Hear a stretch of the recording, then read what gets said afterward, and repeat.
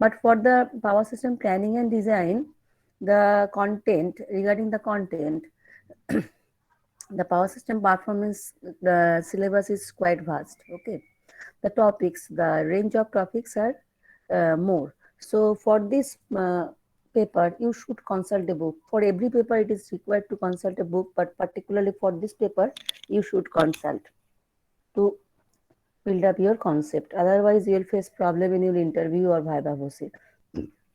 So only the whatever book match with your class notes you can follow, but you must read the theory, not not just see the video or the content from Google. Must read the book and go through the class notes.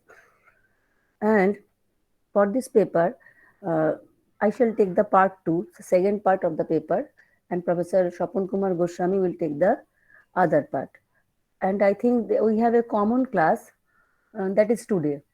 So Professor Goswami is not taking, so I am taking. Generally, I do not know whether he will take this class in this schedule or in other schedule. He will manage.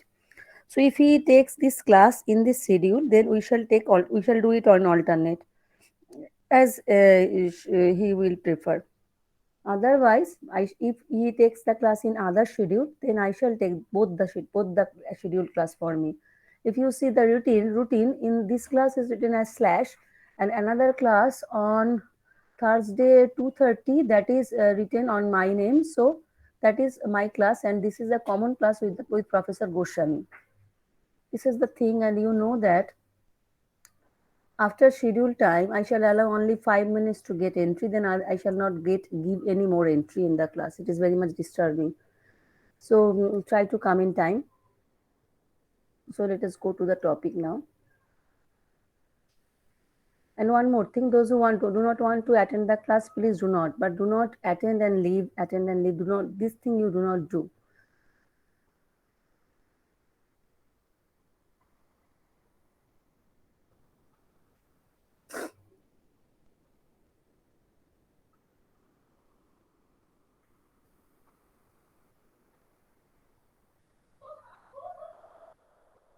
And everybody should write your name and roll number at the last 5 minutes in the classes. That means around 1:55 or 1:50 p.m. So at first, I want to say something about regarding file name or submission of assignment. The file name, whatever I suggest, you never follow. I seen that one. Some of you, why? Say in the class test also, I have in the this semester also, I have suggested some nice file name. Most of the students has followed, but some are not. So this will create a trouble for us. So do not do that one. Whatever instruction I shall give for file name, including your roll number and name, you should follow that one. Otherwise, it will be difficult for me to find out the files from my so many emails. This is the thing. Next is when we have learned the performance calculation of power transmission line in your power system planning design class. We have calculated power. I think some recapitulation of that is required. In case of computation of power,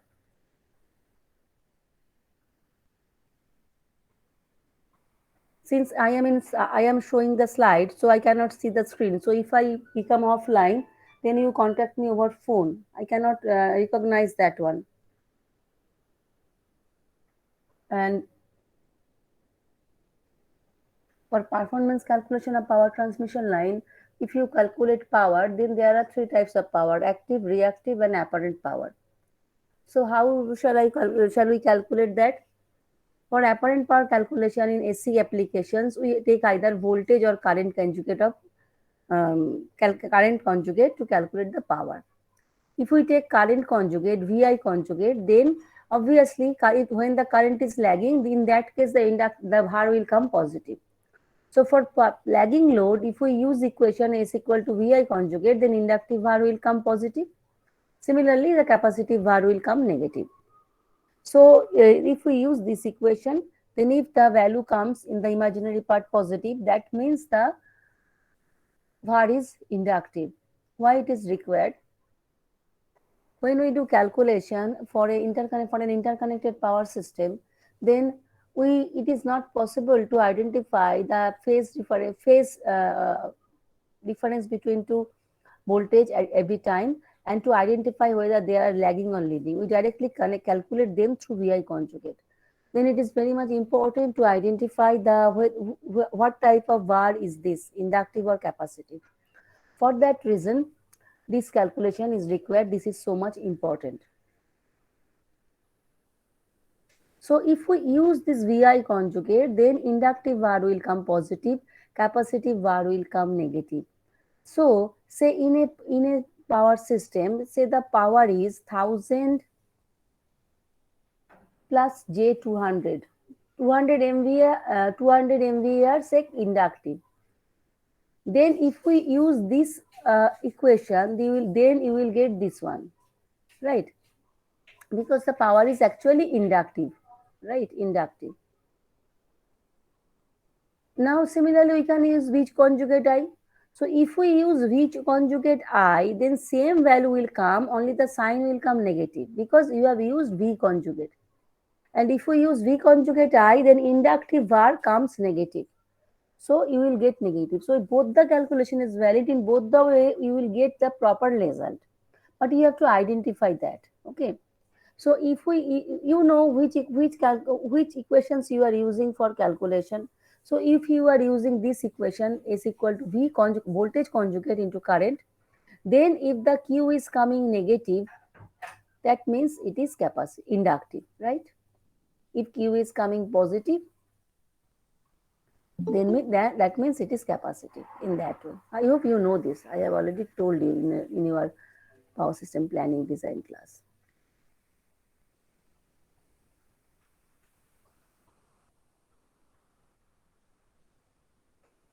Now, why conjugate is required? Conjugate does not require for the var calculation. Conjugate actually required for the active power calculation. Because for conjugate, say these are the voltage and current in some system where reference is not voltage or current, reference is something else. So voltage is leading beta alpha angle from reference and current is leading beta angle from reference. So actually phase angle between voltage and current is phi, which is alpha minus beta. Okay. Now you know in phase component always produce active power or it represent a resistive circuit. So in resistive circuit, it's always voltage and current will be in same phase. In inductive, voltage and current will be 90-degree out of phase, but current will be lagging. In capacitive circuit, current will be leading and voltage and current are again 90-degree out of phase. So this is capacitive, this is inductive, this is resistive. Now, capacitive or inductive power, we call it reactive power. Resistive power is always active power. So, in short, in phase voltage and current component produce active power. Now, if we decompose the voltage, this voltage phasor into two component, say one is in phase with reference, one is 90-degree out of phase with reference, then V1, V2. Similarly, I1, I2. Then you see these V1, I1 are in same phase, so they will produce active power. Similarly, V2, I2 are also in same phase, so they are also producing active power. And in both the cases, they are in same direction, so they are all are load. So these two should be additive. So if you do not take conjugate, then either one of them should come negative. So to avoid that, we use the VI conjugate. One conjugate of the one of the component is conjugate among voltage and current. So the active power will be real part of VI conjugate. So it will automatically come V1 I1 V2 I2. You just check. If you do not use I conjugate, then one negative sign will come. So calculation will be wrong. Similarly, Q. Now for Q, let me discard all this. For Q, you see, you know that voltage and current will be 90-degree out of phase. This is inductive and this is capacitive, right? Sorry, this is capacitive and this is inductive. Now you see here this V1 and I2. So I2 is leading from V1. So V1 I2 will produce capacitive var. Similarly, V2 I1 will produce inductive var. Just check the phasor diagram. Sorry. Inductive var. So if we write one of them positive, then another should be negative. Since here we have taken Vi conjugate, then we shall take the inductive var as positive.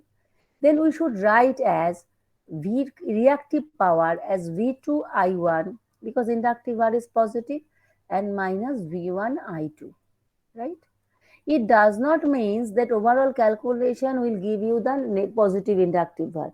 If V2I1 is more than V1I2, then it will come positive, otherwise it will come negative. Then it will indicate that it is a capacitive system. So this is the thing. So inductive var is V2I1 minus V1I2 in this way.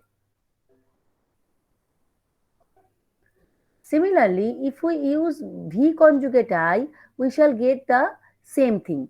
We just check it, or the real power will be same because we need one conjugate to get the actual real power. But actually, to get identify whether it is inductive or capacitive, we use whether we are taking V conjugate or I conjugate. So in short, if you remember only that, if we are taking Vi conjugate, current conjugate in power calculation, then inductive var will come positive. Then remaining three you can remember easily. And generally in power system calculation, we use Vi conjugate. Why? Because most of the powers are inductive in nature. So if we use inductive var as positive, then we have to write less number of negative sign, right? So this is the thing. And one more thing, you know that here voltage and current are in same phase, right? So this is the current. This is real power. Again, voltage and current are out of phase. They are also real power. This is generation. This is load. Similarly, for inductive reactive power also. This is quite confusing, but I think I should reciprocate. So a generator is supplying inductive var. Okay, that means actually generator is supplying a inductive load.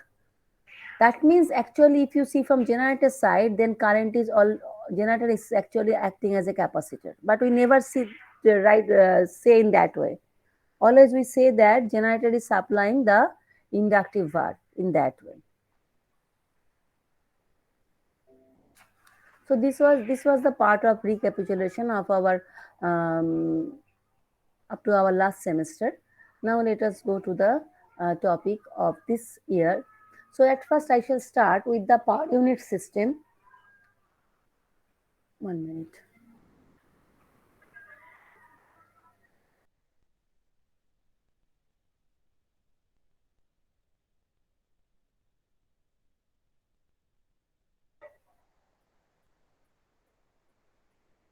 So per unit system, what is that? Per unit system is actually required when we calculate for interconnected system or when we analyze a power system for a in a huge mode.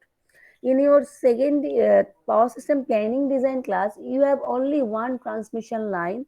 There may be of different mode, but only one sending end and receiving end. So single line. So one equivalent, maybe one model, maybe nominal pi, nominal t, equivalent pi, whatever. But that was a single transmission line.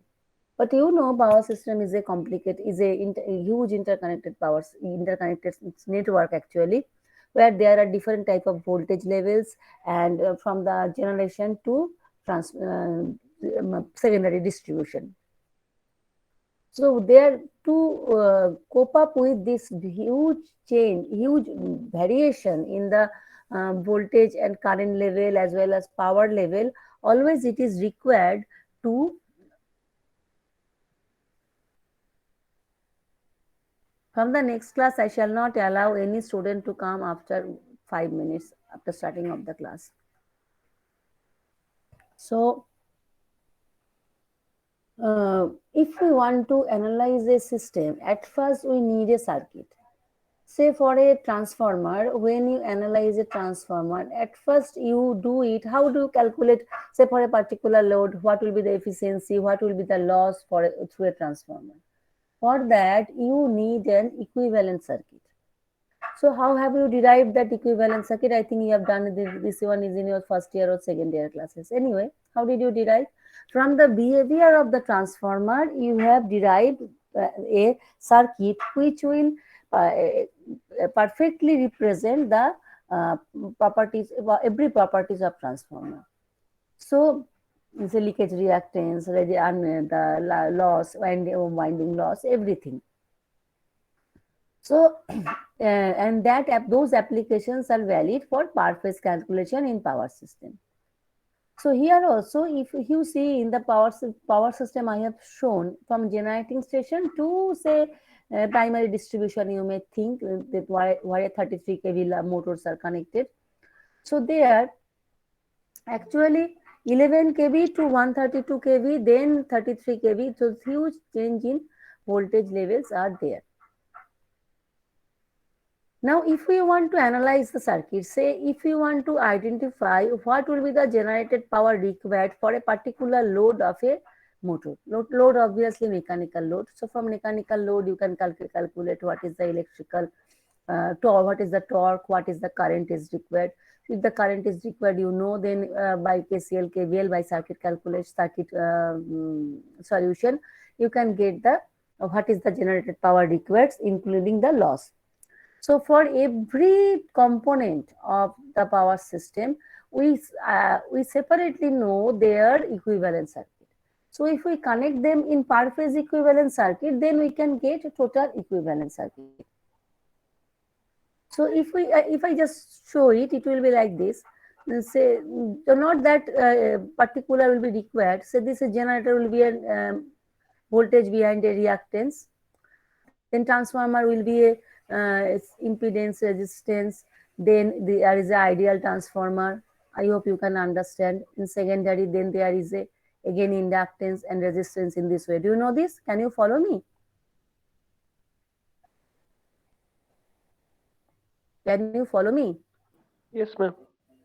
So I have drawn only up to this transformer 1. Then there will be line. For line, there is nominal T model, nominal pi model.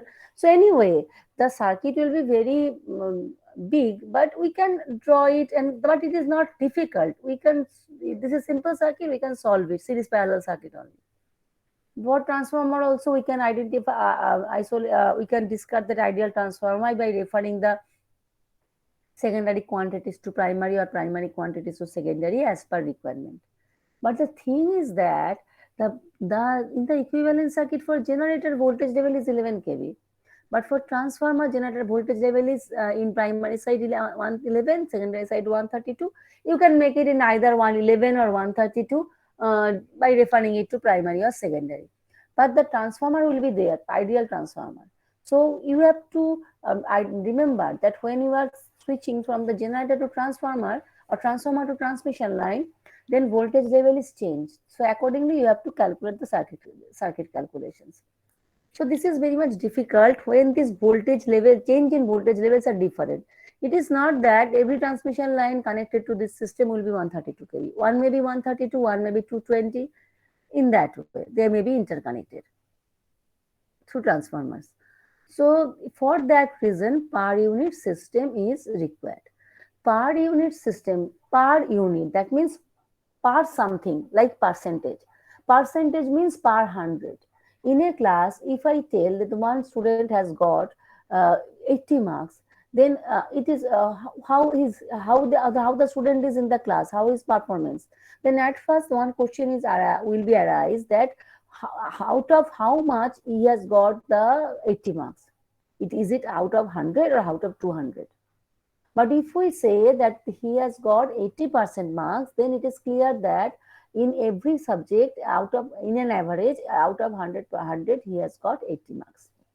So it is a common platform percentage. It is give us a common idea to identify different parameters for in different applications. Per unit system is something like that. Say if this generator is rated at 11 kV, but it is generating say 10.5 kV, then actually it is not generating the exact rated one. It is generating something less. So if we tell it in percentage, then 10.5 by 11 into 100%. But if we tell it in per unit, then it is simply 10.11 by 11 kV. So actually it is dependent on parts by some reference, but it is not mandatory it should be 11 kV. It may be 33 also. Then per unit value will be reduced, but per unit value we are calculating only for to make a uniform scale, nothing more than that. Because whatever value, this will be zero point 0.9 something, zero point 0.9 per unit or something, it will not be required in your particular practical application. In practical application, we shall always require 10.5 kV. Then why we are using this one? We are using this one to solve this circuit only. But finally, with this equation, if we are getting here, the voltage available is 0.95 per unit, then generally we calculate using the voltage of that portion. So in this portion voltage is 33 kV. So the 0.95 per unit means actual voltage will be 0.95 into 33 kV. So the calculation will be easier and the scale will be same, right? So in this way, for this reason, we use per unit system. Let me proceed, then it will be more clear to you. So for per unit calculation, actually we need one base value or a reference value. Reference value in this per unit calculation, it is called base value, right? So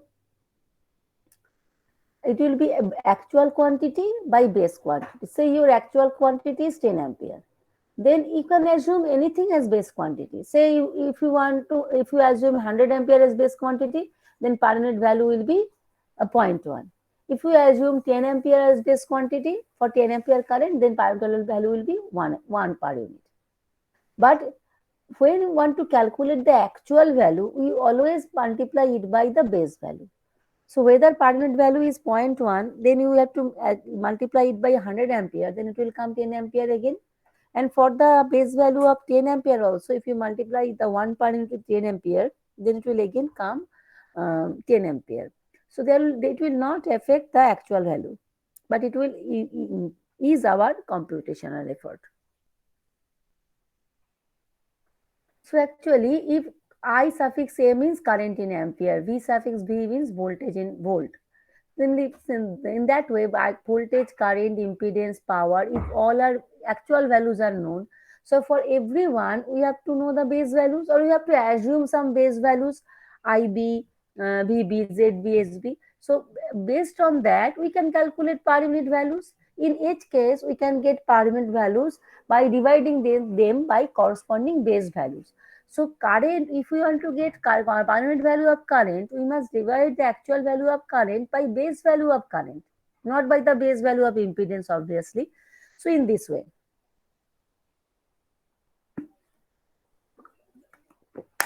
So to calculate the per unit quantities, actually we need base values at first.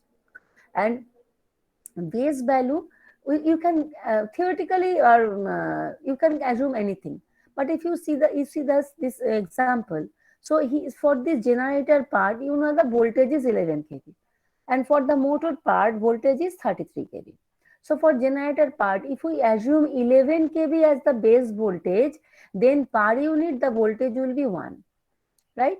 Here also in motor side, if the base value will 133 kV, then per unit voltage will be 1. So it will, but if you take here the base voltage is 50, then it will be something different. But if it is near 1, then it will easier to assess. Say it is 1 means 11 kV. So 0.9 means 9.9 kV. Or say 0.1% voltage drop, 10% voltage drop, right? 0.95 means 5% voltage drop. 1.05 means 5% voltage rise. So it is very easy to speculate what is happening in the system. That's why always we take the base value near to the rated value. actual the rated value, but it is not mandatory to take that one.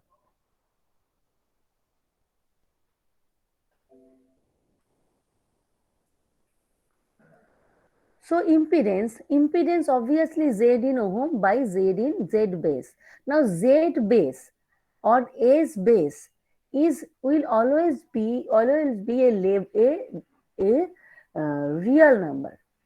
So 300, 400, how to calculate I shall discuss later. But it will be similarly voltage I have told you, that 11 kV, 33 kV, that is the real number. That means that voltage will not have a phase because that is ideal value, right? So voltage base, voltage, current, impedance, all the base quantities are a real number. But real number does not mean it is a resistance. It is an impedance. You always assume it is an impedance at a zero angle. Why not resistance? Because it is a reference value. You cannot assume as a resistance. If you assume is a resistance, then Z per unit obviously will be R plus Jx per unit. X should not vanish. But if it is resistance, then R per unit you can write R by RB. Then what will you write for X? X by XB. So for that reason, we always write R per unit as R by ZB and X per unit as X by ZB, so that we can match these two. Otherwise, these two will not match. Understood my point?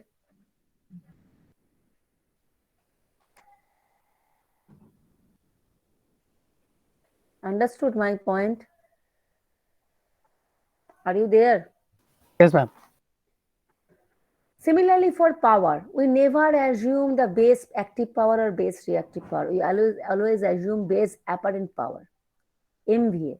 So power is active power per unit, reactive power per unit will be active power or reactive power in actual by base MVA, not the active or reactive power. You must remember this one. These things may become in MCQ as MCQ in GATE examination like that.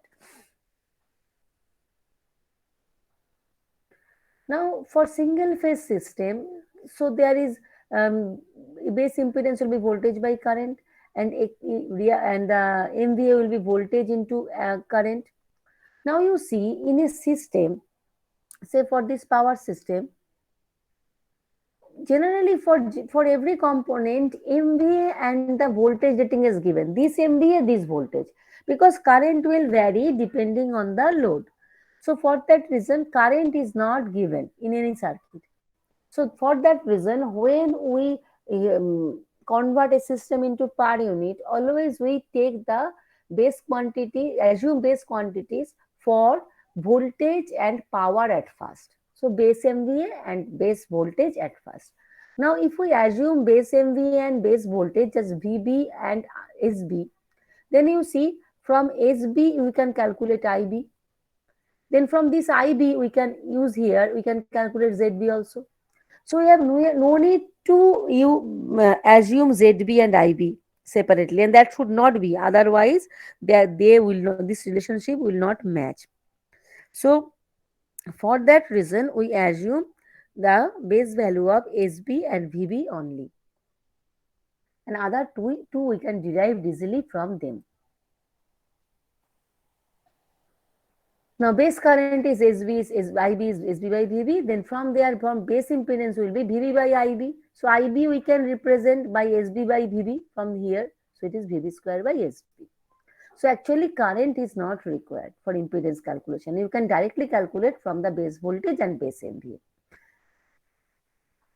Base admittance is just opposite of that. So base admittance generally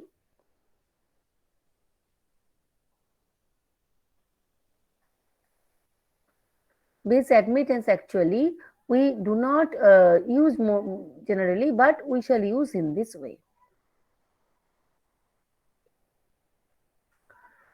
Now you must remember that per unit value has no specified unit because it is applicable for voltage, current, volt ampere in everywhere. So this units is only per unit, not per unit ampere, per unit impedance like that.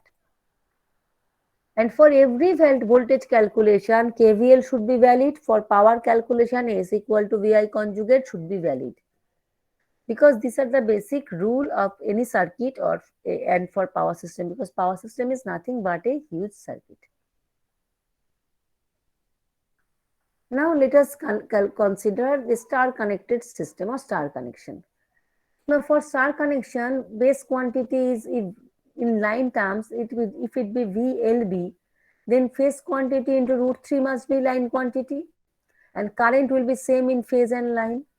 Now say the actual quantity is VL, BP, IL, IP. So this will be the relation VL equal to BP into root 3 and IL equal to IP.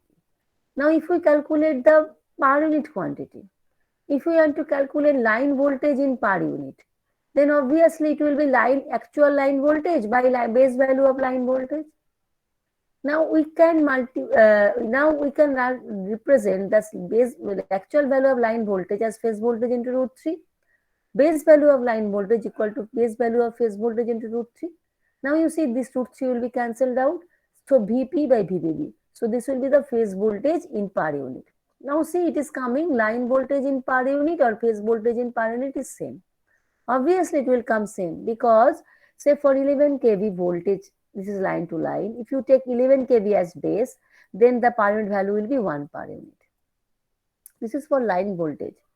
Now this, so now 11 by root 3 kV for phase voltage. Obviously you will take 11 by root 3 as the base value. So in that case also, if you use phase quantity, phase voltage in per unit will again be 1 per unit. So phase quantity and line quantity are same. Similarly for current also, even for delta connection or for star connection, phase quantity or line quantity will be same. I have done this one for star connection. You do it for the delta connection. I have write this one. Then power. Power also, both in delta and star connection, we can write in both the cases power is root 3 VLIL or 3 VPIP conjugate. So power is root 3 VLIL conjugate, 3 VPIP conjugate.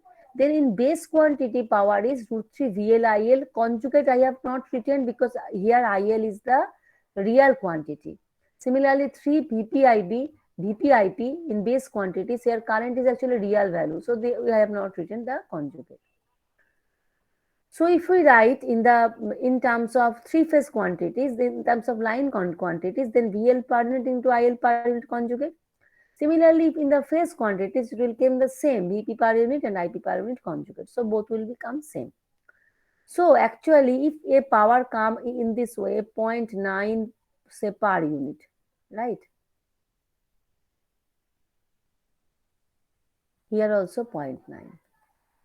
Now your base MVA, total base MVA in three phase, you have assumed say 300. I am telling you this one for the ease of computation. 300 MV you have considered. So obviously this will be then 270, right?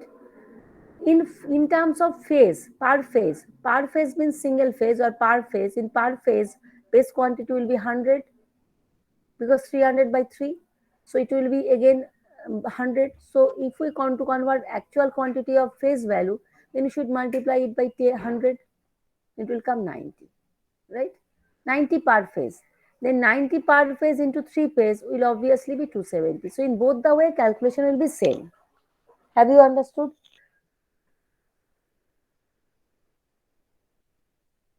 Yes, ma'am.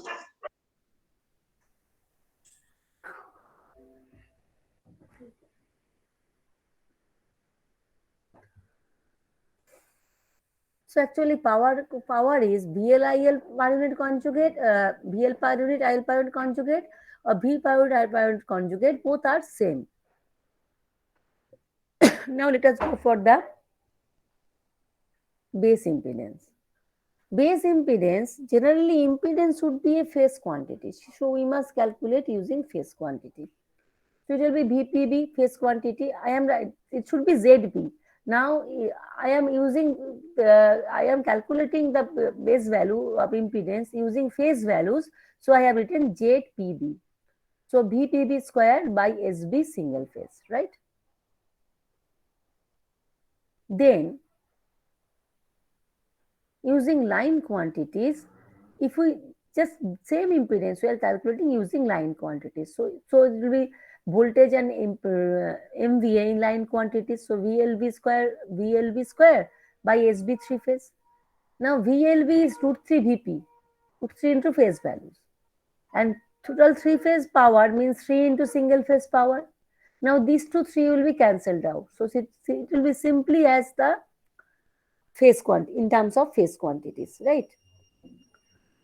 So you see whether we calculate impedance using line quantities or phase quantities, that will come same. Generally, we assume the base quantities as line quantities. We assume the base voltage as 11 kV and base MV as 300. That means both are in three phase quantities. So it is better to use this equation. And this is valid for phase quantities also. So there is no harm in it. So we can safely use that one. But for current, this is not valid. So ZLB equal to Z. ZLB means here base impedance is calculated using line quantities. ZPB means base impedance is calculated using phase quantities. Now say base current. Base current, if we calculate using phase quantities, then obviously voltage by current conjugate, because VI conjugate is current. So from there current is S by V conjugate. Now S now you can multiply numerator and denominator by 3 if we want to convert it into line quantities. Then numerator will be converted into total 3 phase, but denominator 1 root 3 will be remaining, because root 3 VP is VLB, not the 3 VP. So it is not same as the SB 3 phase by VLB, because current is either VLB, ILB conjugate equal to SB 3 phase. I cannot write, 1 minute.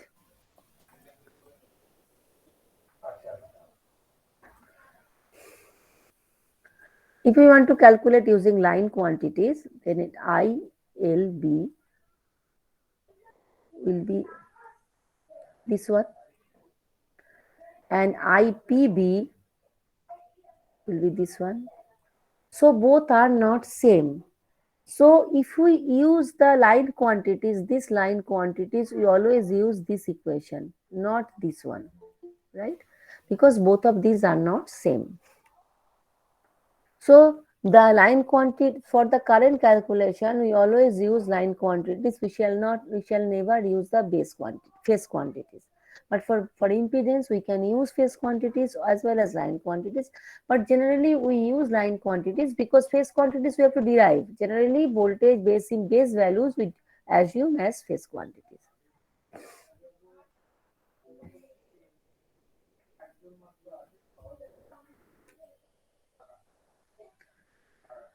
Now say what will be the change in per unit value due to change in base quantities. Say you have given calculation using a base quantity, but I want to change the base. Sometime it is required. I shall give you the example at last. So for that reason, how we can proceed? Then say IB1 and VB1 are the base values, and I1 per unit, V1 per unit, Z1 per unit, Y1 per unit are the per unit value for some particular current, voltage, impedance, etc. Similarly, for the next set, the IB2 and VB2 are the base values, and this will be the per unit quantities. In short, actually, I want to say that these are known with these bases. I want to calculate all these per unit value for these bases. Right? How we can do this? Now let us assume this suffix A indicates the actual quantities. So current is actual by base, and for the second set also current means per unit means actual by base. Now actual value will be same because for the same current we are representing. So actually actual value are these two. So if we equate these two, then you say easily we can calculate the per unit value for the new base using the old base. We have no need to know the actual quantities, right? So I1 per unit equal to IB1 by IB2, it will come. I have written SB1 by VB1. Why? Because generally currents are not given in the system. The impedance and voltage are given. So if we know the base impedance and base voltage and per unit value of current for that base quantities, then for new base quantities also we can calculate directly. We have no need to obtain the actual values. You must interrupt me if you do not understand. So if only the old values and old parent value and old base quantity and new base quantities are sufficient, you have no need to know the actual quantities. Similarly for impedance, if you just in system 1 impedance is S by V square. So B1 for the base 1 and B2 for the base 2. So if you equate these two, then you can calculate, you can get that in the second base, the impedance will be first impedance into SB2 by SB1 by VB1 by VB2 square. You derive it by yourself. Next is per unit value of series impedance of a single phase transformer. Why series impedance only, not the shunt one? For shunt one also it will be applicable, but when we apply the power transformer, we analyze the power transformer in a power system. Power system transformer never runs in at no load condition. Always it is at full load condition or near to the full load. So the shunt branch component of current is very less as comparison to the series component of current. So for the ease of computation, we just get rid of this shunt component. That's why here I have written only for the series impedance. But we can do it easily for the shunt impedance also.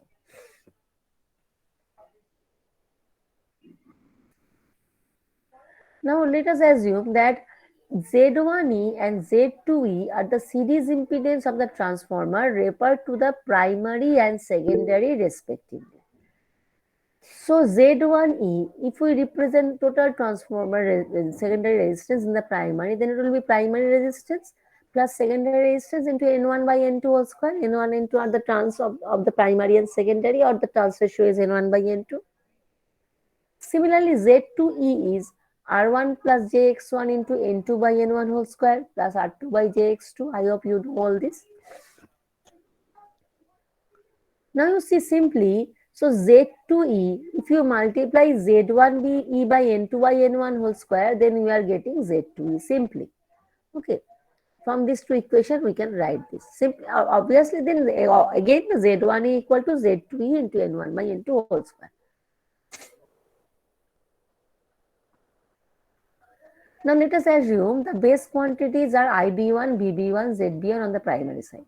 Base quantities are generally rated quantities of the transformer. That means in primary side is 11 kV, transformer is 10 MVA. Then base voltage is 11 kV on primary side, base MVA is 10. So secondary voltage is 132 kV, MVA is still 10. So secondary base voltage is 132 and secondary base is 10. MVA base is 10 in that way. So per unit value of series impedance of transformer referred to primary will be Z1 by ZB1. Obviously, the impedance referred to primary, base impedance in the primary. So VB1 by IB1. So we can write this one.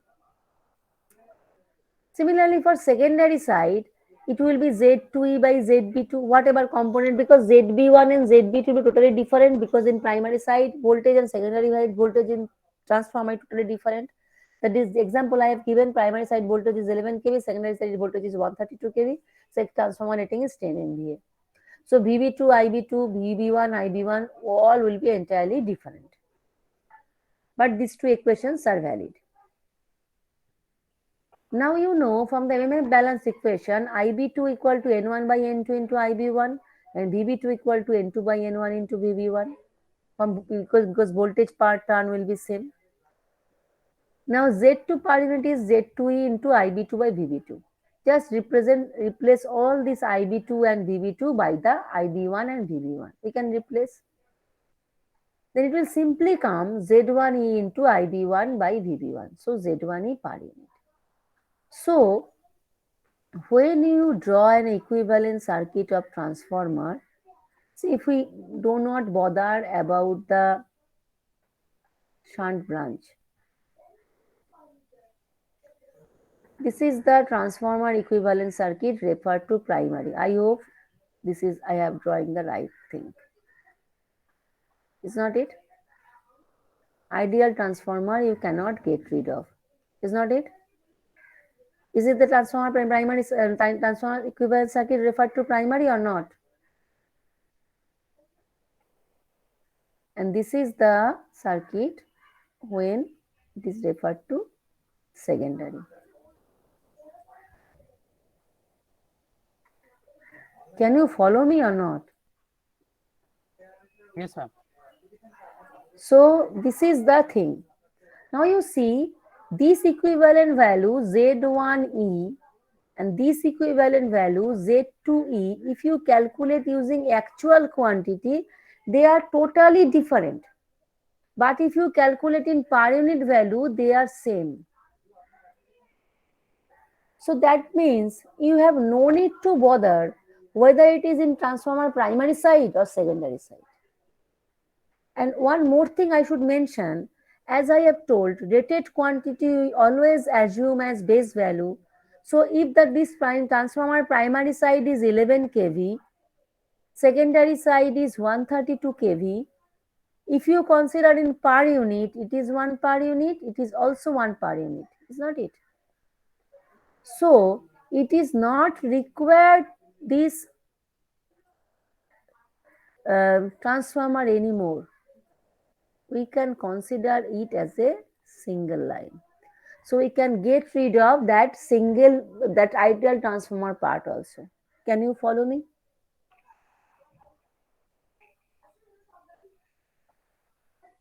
Understood?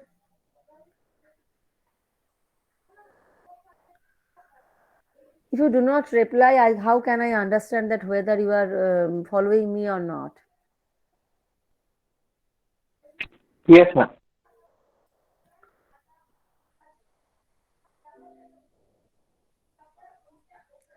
So the per unit series impedance of transformer is either in base quantities or assumed from primary side or secondary side. The current value will come same. Okay. That's all for today's class. You write your class and name and roll number in the chat box. And one more thing, this derivation may come in examination, but how we can get rid of that ideal transformer in parallel system, that you have to explain in the interviews or viva voce. Okay. So you must follow this. So many tricky things are there in the power system performance. So you must read it, learn it properly, because this is the actually backbone of power system. Anyway, you write your name and roll number in your chat box.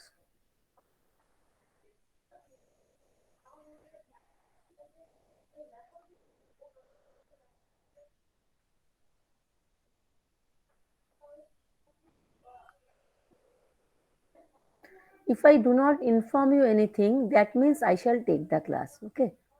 Okay, that's all for today.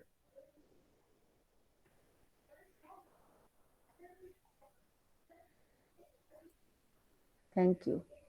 Please leave the class.